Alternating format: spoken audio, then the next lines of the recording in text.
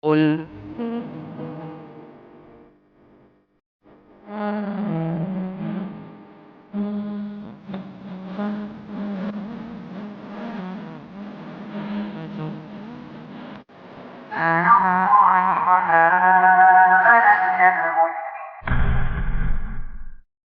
Alhamdulillah wassalatu wassalamu ala Rasulillah wa ala alihi wa man tabi'ahum bi ihsan ila yaumiddin. Allahumma inna nas'aluka ilman nafi'a wa rizqan thayyiba wa amalan mutaqabbala.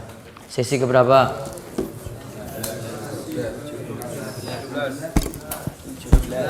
17.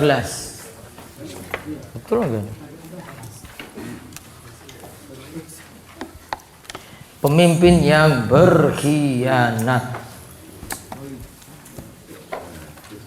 Baik, dibaca. Pemimpin yang berkhianat, zalim dan bengis kepada rakyatnya. Allah Ta'ala berfirman, sesungguhnya dosa itu atas orang-orang yang berbuat zalim kepada manusia dan melampaui batas di muka bumi tanpa hak. Mereka itu mendapat azab yang pedih. Asy-Syura ayat 42. Baik. Innamas sabilu 'alal ladzina yuzlimuna an-nasa wa yabghuna fil ardi bighairil haqq. Ulaika lahum adzabun alim. Sesungguhnya dosa itu atas orang-orang yang berbuat zalim kepada manusia dan melampaui batas. Melampaui batas di muka bumi tanpa hak. Mereka itu mendapatkan azab yang pedih. Ingat di bab ini dosa besar ke-13 ini paling panjang sekali. 1, 2, 3, 4, 5 lembar. Baca lagi. Allah Ta'ala juga berfirman, mereka satu sama lain selalu tidak melarang tindakan mungkar yang mereka perbuat. Sesungguhnya amat buruklah apa yang selalu mereka perbuat itu. Al-Maidah ayat 79. Nah, mereka tidak melarang tindakan mungkar yang mereka perbuat. Berarti tidak melarang kemungkaran. Di antara kesalahan dari pemimpin itu adalah kalau ada kemungkaran tidak diingkari.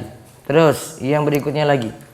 Beliau Shallallahu Alaihi Wasallam bersabda, setiap kalian adalah pemimpin dan setiap kalian akan diminta pertanggungjawaban tentang kepemimpinannya. Baik, setiap kalian adalah pemimpin dan setiap kalian akan dimintai bertanggungjawab tentang kepemimpinannya. Maka jadi pemimpin, jadi kepala negara, kepala apapun nanti akan dimintai tanggung jawab, termasuk suami di rumah. Terus beliau Shallallahu Alaihi Wasallam juga bersabda. Beliau Shallallahu Alaihi Wasallam juga bersabda, barang siapa yang menipu kami, maka dia bukan dari golongan kami.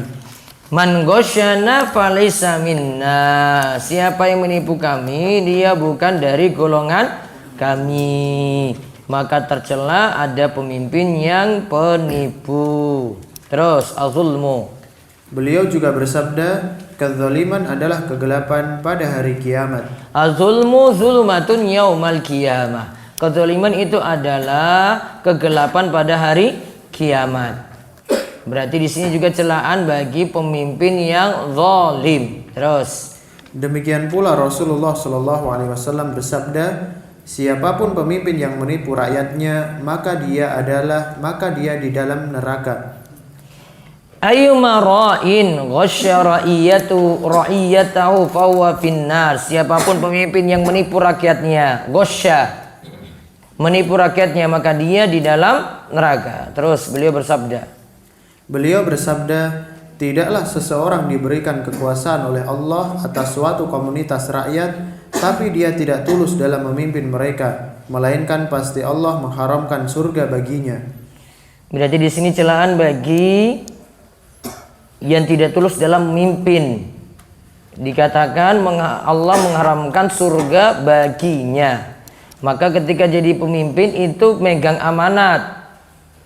Maka kalau dia berkhianat, di sini dia tidak tulus dalam memimpinnya, maka diharamkan masuk surga. Terus dalam lafaz lain. Dalam lafaz lain, tidaklah seseorang diberikan kekuasaan oleh Allah mati ketika dia mati dalam keadaan menipu rakyatnya, melainkan pasti Allah mengharamkan surga baginya. Muttafaqun alaih. Illa haramallahu alaihil jannah. Melainkan Allah mengharamkan baginya surga. Berarti pemimpin yang menipu rakyatnya pasti akan diharamkan surga. Terus Dalam lafaz lain, dia tidak akan mendapatkan wangi surga. Padahal bau surga dapat dicium dari 40 tahun perjalanan seperti kita sebut kemarin. Terus Nabi Shallallahu Alaihi Wasallam juga bersabda, tidaklah seorang pemimpin sekalipun pada 10 orang, melainkan pasti akan didatangkan pada hari kiamat, sementara kedua tangannya terbelenggu ke lehernya. Boleh jadi dia dibebaskan oleh sikap adilnya, atau sebaliknya dicelakakan oleh kezalimannya. tidaklah seorang pemimpin sekalipun pada 10 orang, berarti ada pemimpin kelompok. Lalu dia ketika itu memimpin dengan, melainkan pasti akan datangkan pada hari kiamat sementara kedua tangannya terbelenggu ke lehernya. Boleh jadi dia dibebaskan oleh sikap adilnya atau sebaliknya dicelakakan oleh kezalimannya. Berarti dia zalim, hukumannya seperti itu. Walaupun zalimnya untuk kelompok yang 10 orang tadi. Berarti bukan hanya mimpin ya yang kelompok besar, namun yang kelompok kecil juga dia buat zalim. Ya, dia kena hukuman nanti pada hari kiamat seperti itu. Terus yang berikutnya lagi Nabi SAW. Nabi Shallallahu Alaihi Wasallam pernah berdoa dengan mengucapkan, Ya Allah, barang siapa yang mengurusi perkara umat ini menjadi pemimpin atas mereka, lalu dia berbelas kasih atas mereka, maka kasihilah dia. Dan barang siapa yang mempersulit mereka, maka persulitlah dia. Diriwayatkan oleh Muslim. Allahumma man waliya min amri hadhil ummah syai'an farafaqa bi farfuq bihi wa man syaqqaqa alaihim fashkuk alaih. Ya Allah, barang siapa yang mengurusi perkara umat ini, lalu dia berbelas kasihan atas mereka, maka kasihanilah dia. Dan barang siapa yang mempersulit mereka, maka persulitlah dia. Berarti jadi pemimpin itu mempermudah, tidak mempersulit. Terus beliau juga bersabda, akan datang setelahku para pemimpin yang fasik dan zalim. Maka barang siapa yang membenarkan mereka dengan segala kebohongan mereka, lalu membantu kezaliman mereka, maka dia bukan dari golonganku, dan aku bukan dari golongannya, serta dia tidak akan berhak mendatangi telaga Haud bersamaku di surga, yaitu telaga Al-Kautsar, telaga khusus untuk Nabi kita Muhammad sallallahu alaihi wasallam. Hukumannya ini kalau jadi pemimpin yang fasik dan zalim. Wes fasik, zalim lagi. Apa fasik?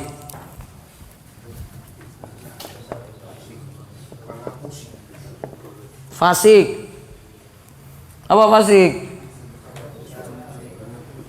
Lakukan dosa besar. Yora.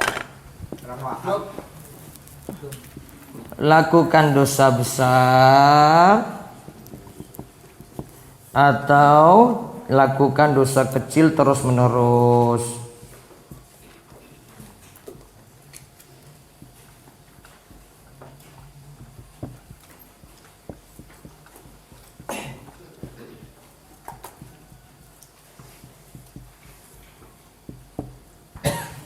Lakukan dosa besar atau lakukan dosa kecil terus menerus.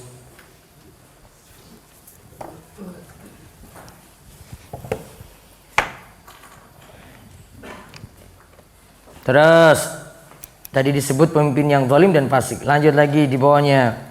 Nabi Shallallahu Alaihi Wasallam juga bersabda, tidaklah suatu kaum di mana di tengah mereka dilakukan maksiat-maksiat, padahal mereka lebih kuat dan lebih banyak daripada orang yang melakukannya itu. Kemudian mereka tidak merubahnya dengan tangan atau lisan, melainkan Allah akan menimpakan hukuman secara rata pada mereka. Jadi kalau tidak diubah kemungkaran tadi, malah siksa itu datang rata, azab datang rata kepada semuanya, baik yang beriman maupun yang tidak beriman. Baik yang beriman maupun orang-orang fasik tadi kena semuanya. Terus lagi. Abu Ubaidah bin Abdullah bin Mas'ud meriwayatkan dari bapaknya, beliau berkata, Rasulullah Shallallahu Alaihi Wasallam bersabda, demi zat yang jiwaku ada di tangannya, kalian benar-benar menyuruh kepada yang ma'ruf dan benar-benar mencegah dari yang mungkar, dan benar-benar memegang tangan orang yang berbuat buruk dan benar-benar memaksanya kepada yang hak. Atau kalau tidak, Allah akan benar-benar menghantamkan hati sebagian kalian kepada sebagian yang lainnya, kemudian melaknat kalian sebagaimana dia melaknat mereka, yakni Bani Israel, melalui lisan Nabi Daud dan Nabi Isa putra Maryam. Nah, kalau dari pembahasan Imam Zahabi di sini berarti kalau jadi pemimpin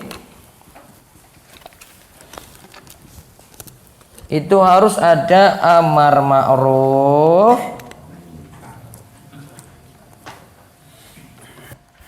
nahi mungkar.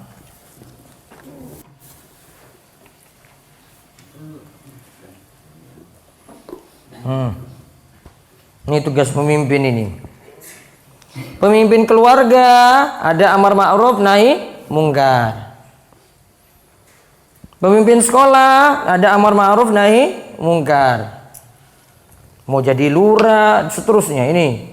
Makin tinggi amar ma'ruf nahi mungkarnya itu makin besar. Terus lanjut lagi.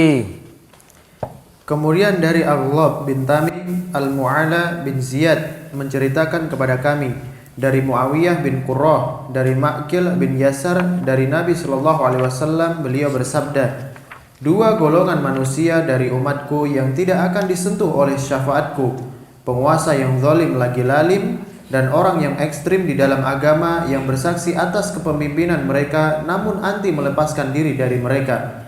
Dan Abdullah adalah dhaif. Ini juga diriwayatkan oleh Ibnu Al-Mubarak. Beliau berkata, kami dituturkan oleh Mani, aku dituturkan oleh Muawiyah bin Qurrah dan lafaz serupa. Tetapi Mani ini tidak diketahui siapa dia sebenarnya.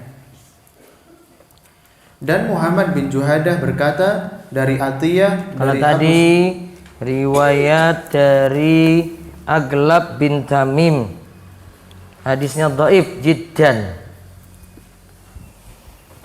Sebelumnya ada riwayat dari Abu Ubaidah, juga riwayatnya dhaif. Tadi yang sebelumnya.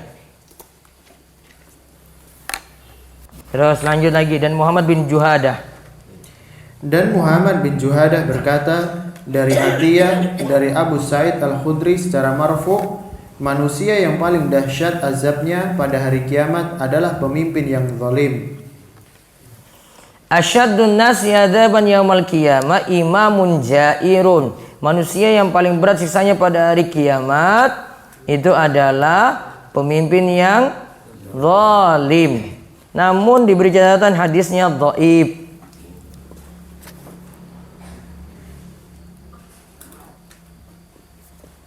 Terus lanjut lagi dari Nabi sallallahu alaihi wasallam.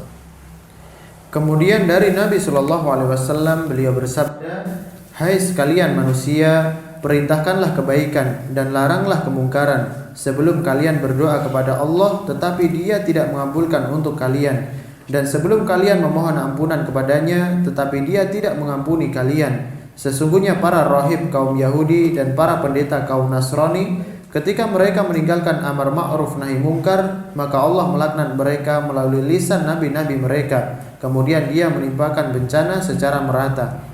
Nah lihat, karena tinggalkan amar ma'ruf nahi mungkar, Yahudi dan Nasrani itu ditimpakan azab secara merata. Maka untuk selamat dari musibah harus ada amar ma'ruf nahi mungkar. Hadis yang dari Nabi SAW ini dhaif juga. Riwayatnya dhaif, dikeluarkan oleh Ibnu Abi Dunya dan seterusnya. Terus. Dan Rasulullah SAW juga bersabda, Barang siapa yang melakukan suatu kezaliman dalam urusan agama kami ini yang bukan darinya, maka ia batil. Man ahdasa fi amrina ma laysa fi fawaradun.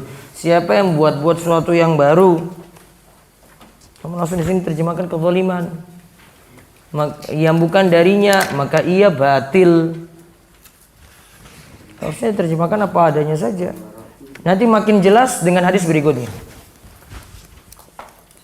Beliau sallallahu alaihi wasallam juga bersabda, barang siapa yang melakukan suatu kezaliman atau melindungi orang yang berbuat zalim, maka dia akan ditimpa laknat Allah dan para malaikat dan semua manusia. Allah tidak akan menerima darinya amal wajib maupun sunnah. Nah, man ahdasa di sini juga punya makna lain, yaitu berbuat zalim, bukan hanya berbuat bid'ah. Di situ beri catatan. Makna man ahdasa Itu bukan hanya berbuat bid'ah, namun berbuat zalim. Makanya orang yang berbuat zalim, yaitu penjahat, itu disebut muhdisan. Maka hadisnya tadi, man ahdatsa hadasan, siapa yang berbuat zalim, aw awa muhdisan, atau menyembunyikan pelaku kezaliman, atau menyembunyikan pelaku kriminal, fa alaihi laknatullah wal malaika wan nasi ajmain, maka baginya laknat Allah, malaikat dan manusia seluruhnya. Terus Nabi Shallallahu Alaihi Wasallam juga bersabda, barang siapa yang tidak sayang kepada sesama muslim, maka ia tidak akan disayang Allah. Nah, berarti kalau pemimpin tidak sayang pada rakyatnya, maka tidak disayang juga oleh Allah. Terus Beliau Shallallahu Alaihi Wasallam juga bersabda, Allah tidak sayang kepada orang yang tidak sayang pada manusia. Allah tidak sayang mala yarhamullahu mala yarhamun nas. Allah tidak sayang kepada orang yang tidak sayang kepada manusia. Terus Nabi Shallallahu Alaihi Wasallam juga bersabda, tidaklah seorang penguasa mengurusi perkara kaum muslimin, kemudian dia tidak bersungguh-sungguh mengayomi mereka dan tidak tulus memberikan hak-hak mereka, melainkan pasti dia tidak akan masuk surga bersama mereka. nah, berarti tidak menyayangi rakyatnya malah sulit masuk surga. Lagi. Dan dari beliau Shallallahu Alaihi Wasallam, beliau bersabda, barang siapa yang diberikan kepemimpinan oleh Allah terhadap urusan kaum muslimin, lalu dia tidak mau keluar mengurusi kebutuhan mendasar mereka dan kefakiran mereka, niscaya Allah tidak akan mengurusi keperluan dan kebutuhan dasar serta kefakirannya pada hari kiamat. Nah, maka yang jadi pemimpin, wakil rakyat, wah ini tugasnya ini berat. Nanti kalau tidak ngurus rakyatnya, maka nantinya Allah tidak akan mengurusi keperluannya dan kebutuhan dasarnya dan kefakirannya pada hari kiamat. Terus kemudian beliau Shallallahu Alaihi Wasallam bersabda, pemimpin yang adil akan dinaungi Allah pada hari kiamat di bawah naungannya. nah, al-imamul adilu akan dapat naungan pada hari kiamat, imam yang adil. Yuzilluhullahu fi zillihi, akan dapat naungan pada hari kiamat. Ini dari hadis 7 golongan yang mendapatkan naungan Allah pada hari kiamat. Terus beliau Shallallahu Alaihi Wasallam juga bersabda, sesungguhnya orang-orang yang adil di sisi Allah berada pada mimbar-mimbar dari cahaya, yaitu orang-orang yang berlaku adil dalam keputusan hukum dan terhadap keluarga mereka dan apa saja yang berada dalam kepemimpinan. nah, berarti adil dalam masalah hukum, yang dihukumi keluarganya juga tetap berbuat adil. Terus berikutnya lagi. Beliau Shallallahu Alaihi Wasallam juga bersabda, pemimpin kalian yang paling buruk adalah pemimpin yang kalian membenci mereka dan mereka benci kalian. Kalian melaknat mereka dan mereka melaknat kalian. Mereka bertanya, ya Rasulullah, apakah tidak boleh bagi kami untuk memberantas mereka? Beliau menjawab, tidak, selama mereka menegakkan sholat di tengah kalian. Nah, berarti menurut akidah Ahlussunnah wal Jamaah, pemimpin apapun tetap ditaati walaupun tidak sesuai dengan selera kita. Ya, dicatat itu. Pemimpin apapun tetap ditaati walaupun tidak sesuai dengan seleramu. Selama dia apa tadi? Sholat. Selama sholat tetap ditaati walaupun itu bukan pilihanmu. Walaupun di negara demokrasi kayak gini. Paham? Berarti apapun hasilnya tetap besok taat gitu kamu. Mana sih Pak Sudar kok tumben? Kok anteng banget, ngantuk ya?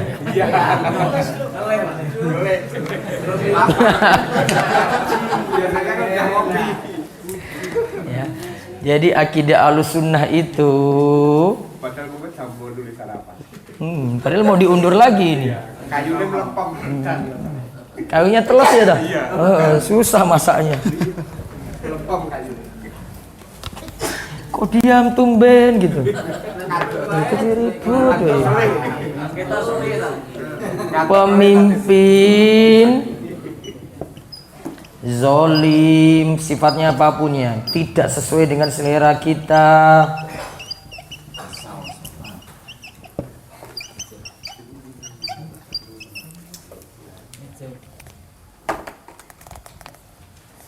Tidak sesuai selera kita. Asalkan apa tadi? Sholat.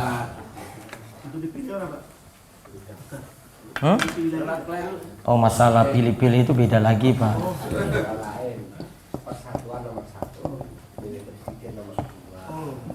Asalkan sholat.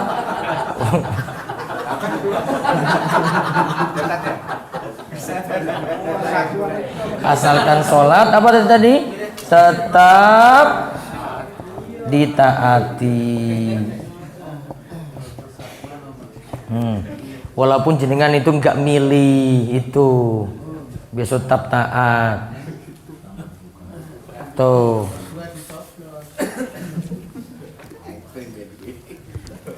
Orangnya bunga apa-apa gitu. Lanjut. Nabi Shallallahu Alaihi Wasallam juga bersabda, sesungguhnya Allah benar-benar mengulur waktu bagi orang yang zalim hingga apabila dia membinasakannya maka dia tidak akan meluputinya, pasti binasa.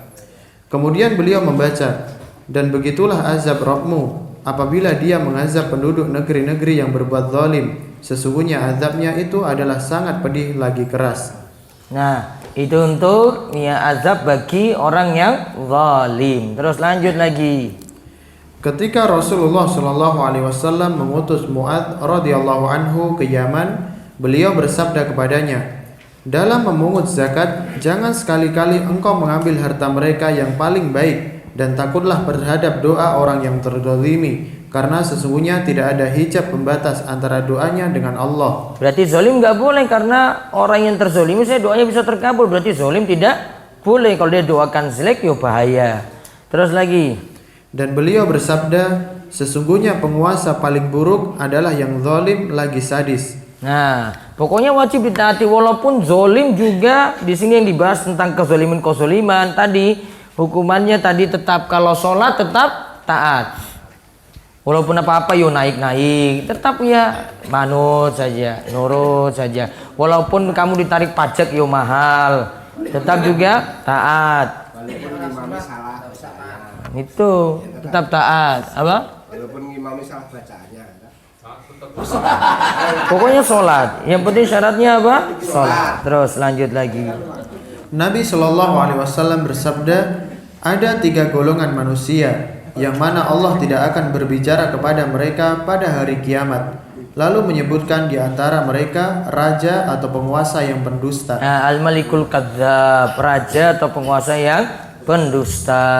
Terus Allah Ta'ala berfirman, negeri akhirat itu kami jadikan untuk orang-orang yang tidak ingin menyombongkan diri dan berbuat kerusakan di muka bumi, dan kesudahan yang baik itu adalah bagi orang-orang yang bertakwa. tilkal darul akhiratu naj'aluha lilladzina la yuriduna 'uluwan fil ardi wala fasada. Negeri akhirat itu ditujukan bukan pada orang yang menyombongkan diri.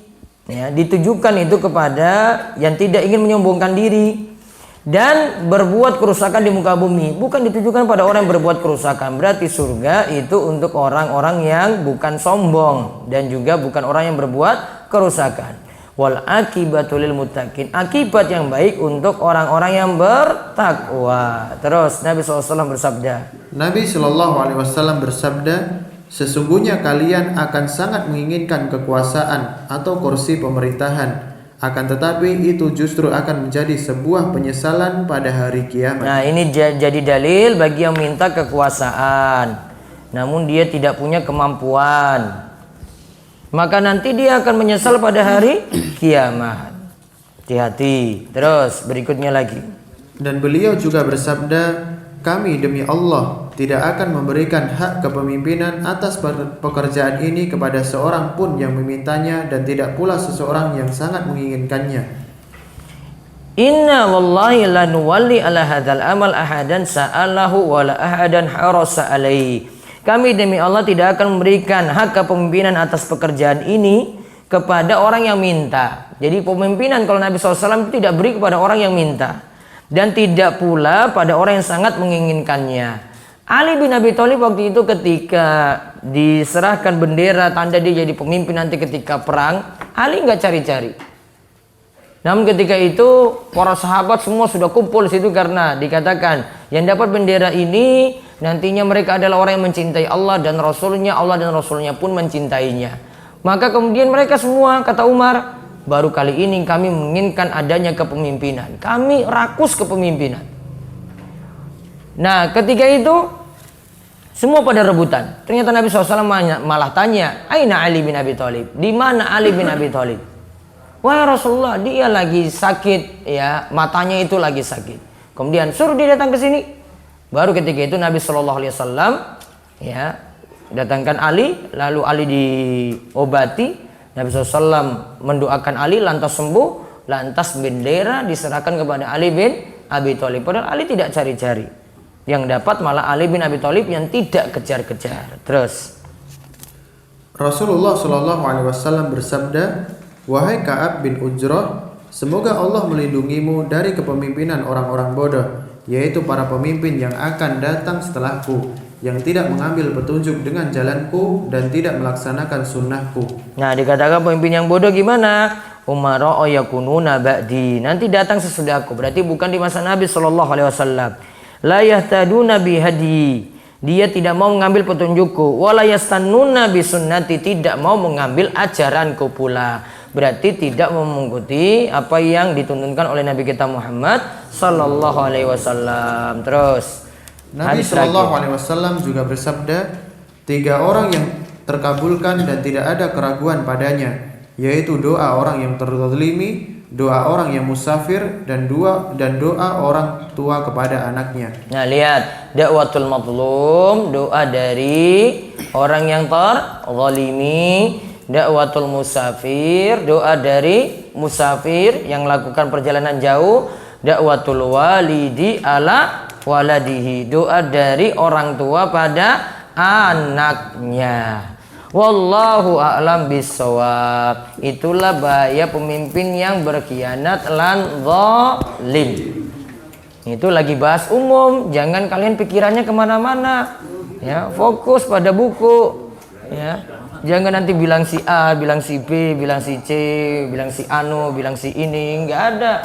Ini umum. Wallahu a'lam. Gitu. Masih 5 menit. 5 menit. Coba lihat.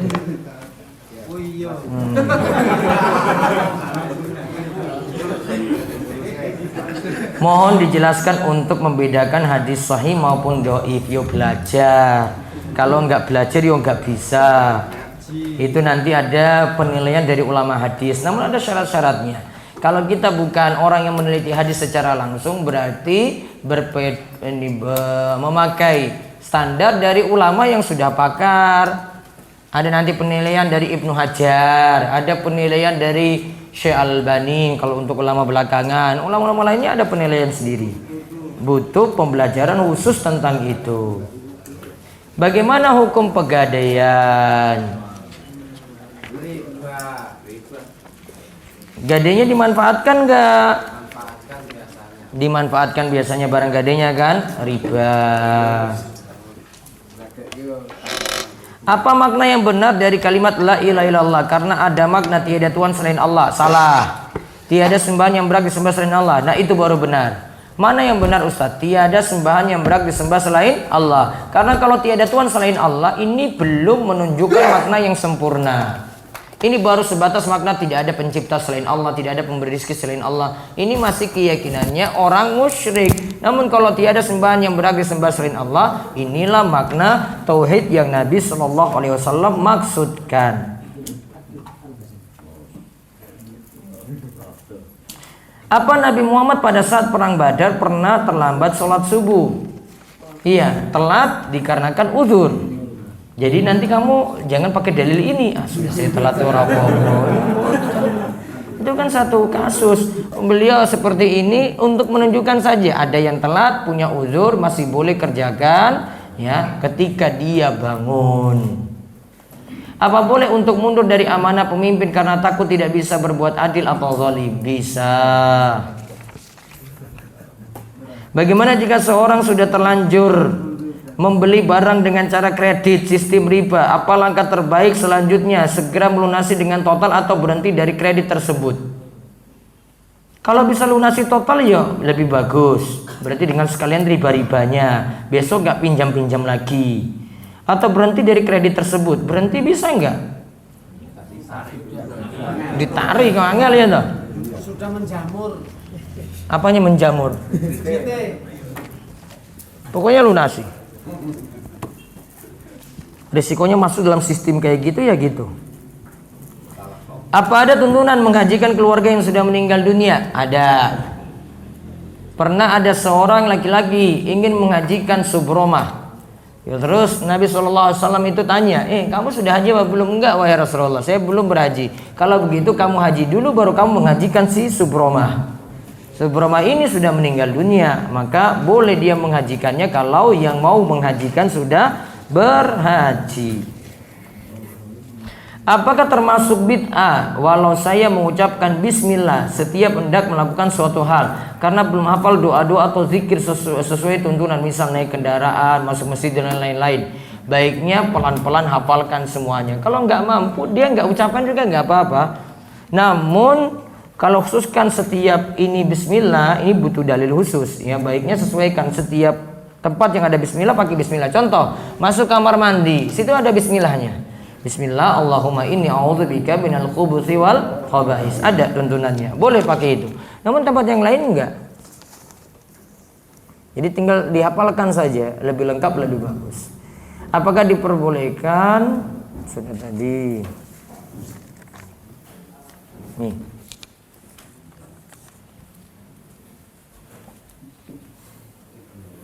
Bagaimana barang siapa yang luput melaksanakan sholat asar, maka amal telah gugur atau terhapus. Amal ibadah yang terhapus ini bagaimana? Apakah amal ibadah pada hari itu saja atau amal ibadah seluruh amal ibadah? Imam Ibnul Qayyim itu mengatakan amal ibadah yang terhapus amal ibadah pada hari itu saja. Namun kalau dia tinggalkan sholat yang lainnya, amal ibadah terhapus semuanya, alias dia kafir. Jadi berat meninggalkan sholat. Jika seorang telah berwudu namun ketika menunggu sholat didirikan, ia tertidur dalam kondisi duduk, apakah wudunya batal? Kalau ngantuk tidak batal. Tidur yang membatalkan tidur yang berat. Ya, itu baru membatalkan wudu. Wallahu a'lam bishawab. Kita lanjut lagi jam berapa? 8:30 kayaknya. Hah? 8:30 ya. Kita lanjut nanti jam 8:30. Ya, nanti sarapan dulu, bersih-bersih diri, baru kita lanjut 8:30. Sampai jam 9:30 atau jam 10 baru rekreasi ke Pantai Gesing.